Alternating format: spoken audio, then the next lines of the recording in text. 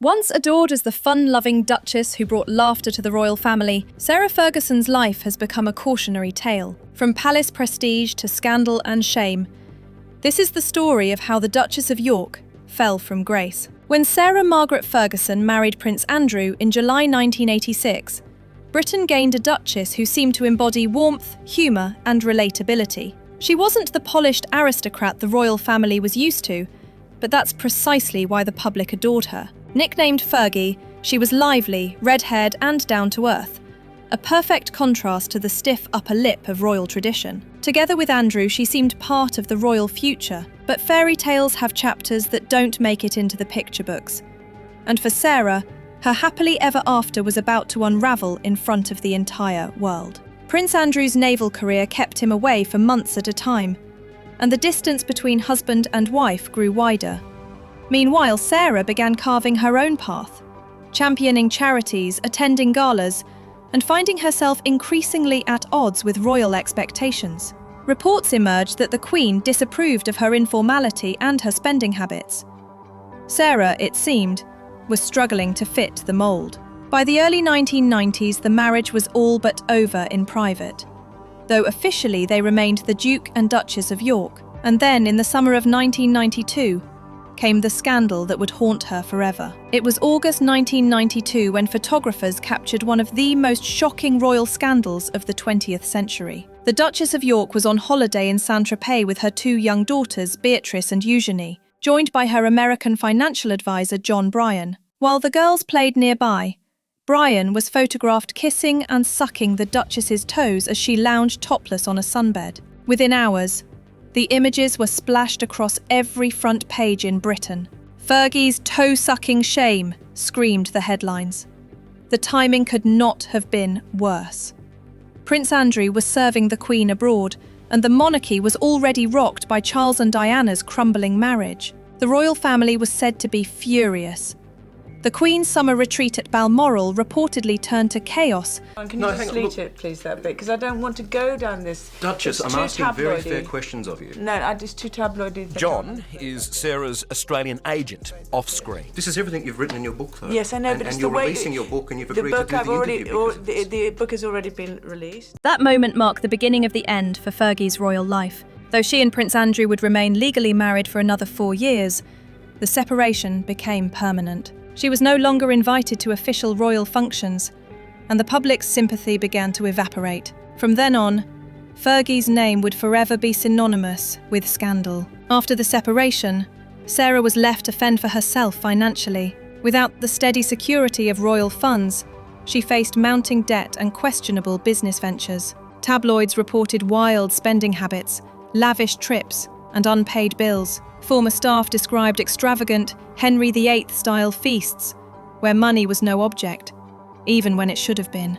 She sold her story to newspapers, took on commercial endorsements, and even appeared on American television talk shows to rebuild her image. But her attempts to stay relevant often led her straight into deeper controversy. In 2010, she was caught in a cash-for-access scandal, offering a journalist posing as a businessman access to Prince Andrew for £500,000. The sting operation humiliated her once again, proving that her drive to remain visible frequently pushed her into moral and professional danger zones. Just when it seemed Sarah had run out of ways to disgrace herself, new revelations surfaced in 2025, this time involving the late, disgraced financier Jeffrey Epstein. Emails emerged showing that in 2011, the Duchess had written to Epstein after publicly cutting ties, calling him her steadfast, generous, and supreme friend. She also apologized for previously criticizing him in the media.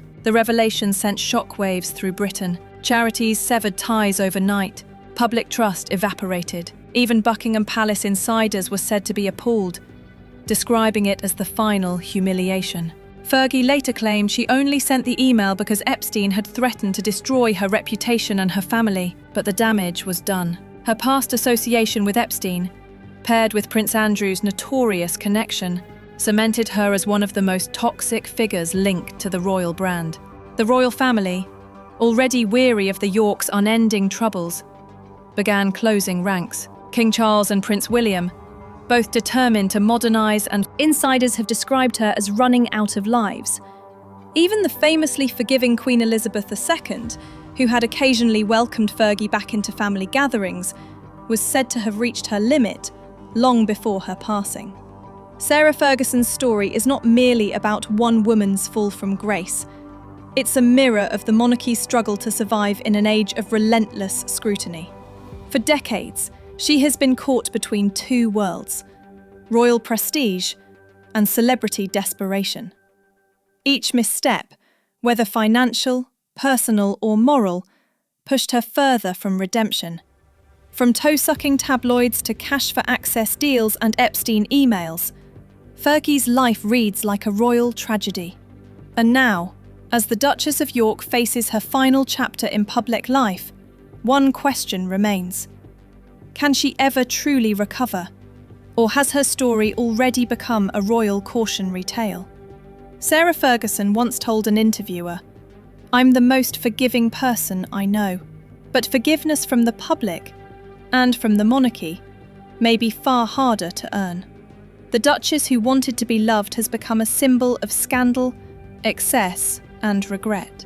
And perhaps, in her downfall, she has shown just how fragile royal life can be. Insiders have described her as running out of lives. Even the famously forgiving Queen Elizabeth II, who had occasionally welcomed Fergie back into family gatherings, was said to have reached her limit long before her passing.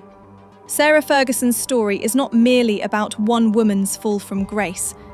It's a mirror of the monarchy's struggle to survive in an age of relentless scrutiny.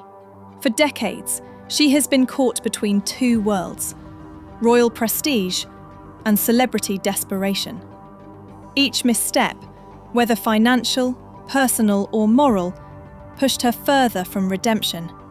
From toe-sucking tabloids to cash-for-access deals and Epstein emails, Fergie's life reads like a royal tragedy. And now, as the Duchess of York faces her final chapter in public life, one question remains. Can she ever truly recover? Or has her story already become a royal cautionary tale? Sarah Ferguson once told an interviewer, "I'm the most forgiving person I know, but forgiveness from the public and from the monarchy may be far harder to earn." The Duchess who wanted to be loved has become a symbol of scandal, excess, and regret. And perhaps, in her downfall, she has shown just how fragile royal life can be. So, what do you think? Will Sarah Ferguson recover from this setback? Should she continue to reside at Royal Lodge? And most importantly, do you think the removal of Prince Andrew's and Sarah Ferguson's titles is justified? Leave a comment and share your thoughts. And be sure to subscribe for more royal news and updates. Thank you for watching.